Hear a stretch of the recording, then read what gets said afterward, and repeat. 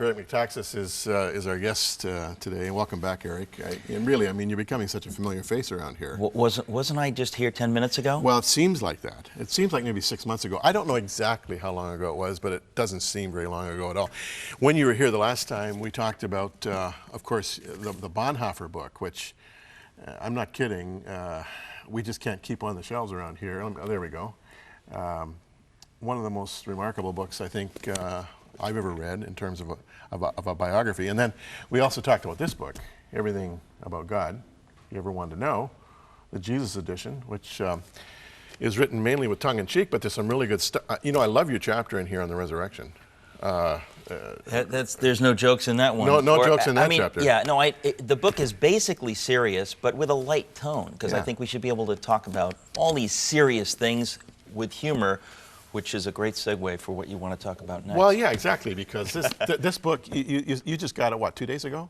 Yes. Socrates in the City. Yeah. Conversations on Life, God, and Other Small Topics. And it was interesting, as I was preparing for this interview with you today, I thought, you know what? I've interviewed Eric about Bonhoeffer. I've interviewed him about everything about God you ever wanted to know.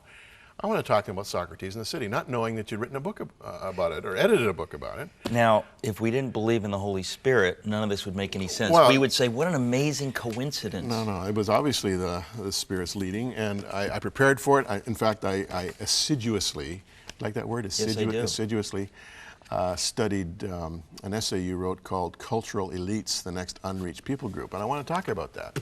First of all, tell me about Socrates in the City. What's that all about? Well, about 11 or 12 years ago, a friend of mine, I just moved to Manhattan, my daughter was born, and a friend of mine said to me, would you like to lead a Seeker's Bible study in Manhattan, in New York City? I thought about it. Of course, I said yes, but then I was thinking about it, and I spent some time with Os Guinness, who's a friend of mine. We were talking about this, and we want to do something a little bit out of the box. How do you speak to the cultural elites of New York City? And of course, there are cultural elites like that in every sophisticated city and all around the world. How do you speak to those people about these things which they relegate to, that's flyover country. They can talk about that in the Midwest. They can talk about that. You know, poor people talk about that, but we don't talk about that. People like Mayor Mike Bloomberg don't talk about that. They think that faith is something we're going to shove it aside and have a secular world. And how do you engage people? So Os Guinness and I were talking about this, and we came up with this crazy idea to have a speakers series in Manhattan. It wouldn't be overtly Christian. It would just be something called Socrates in the City, in part because I'm Greek, I like Socrates, but also Socrates said the unexamined life is not worth living.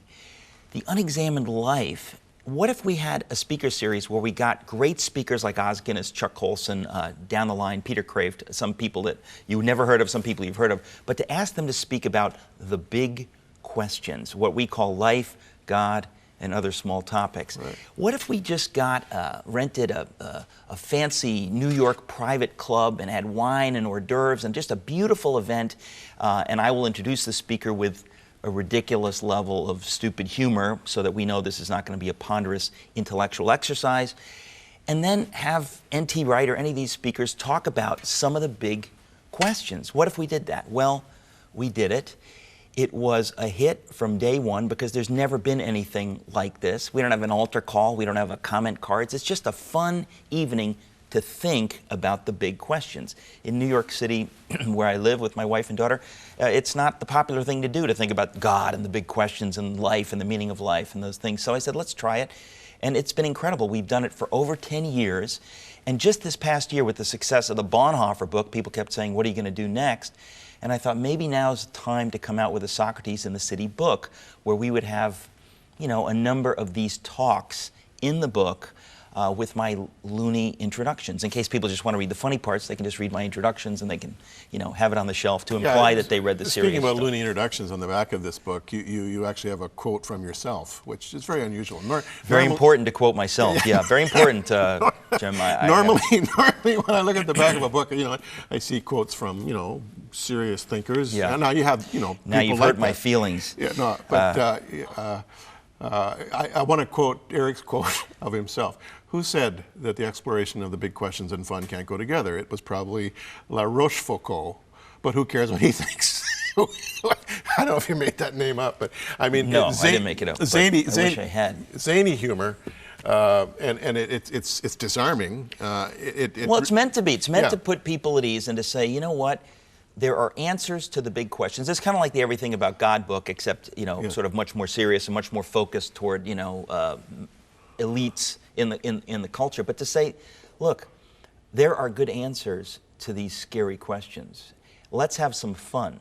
Let's talk about them. Let's enjoy talking about them. Let's explore together. And as a believer, I believe that if we explore together, guess what we will find? Yeah. We will find truth. And Yeah. guess what truth is? Guess who truth is? Yeah. I believe that in my bones, in my gut. I know that's Yeah. true. It's been true for me. So it's fun for me. It's not scary for me. It's fun for me. And I think it should be fun for other people and should be contagious. Now, of course, the publisher put that quote on the back. yeah. I didn't, and I didn't put my picture on the cover either. I'm a little embarrassed about that. yeah. Actually, that's a lookalike. That's not me. They Oh, had to okay. hire a lookalike, but it looks a lot like me. People won't know the difference. Does look a lot like you.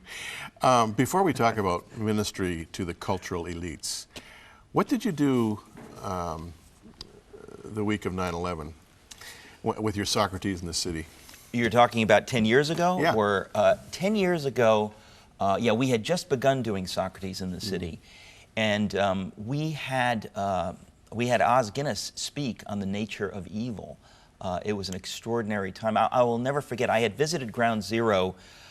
This is just a couple of weeks after I knew a fireman, and he gave me a special tour. And I remember looking at this and thinking, this is a good thing for America to look at evil, because we live in a bubble. We live in a culture where, what evil? Evil's a concept. People say evil doesn't even exist. That's for, medieval people talk about evil.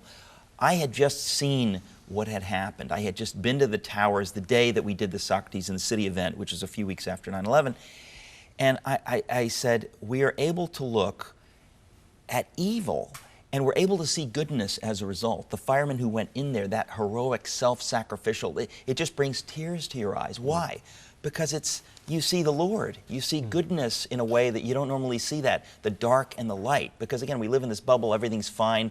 No matter how much we complain about the economy, we're not starving yet. I mean, we're not used to this. So it focused us on the big questions. And in a funny way, it kicked off the next 10 years of Socrates in the City. That was an important time for Socrates in the City.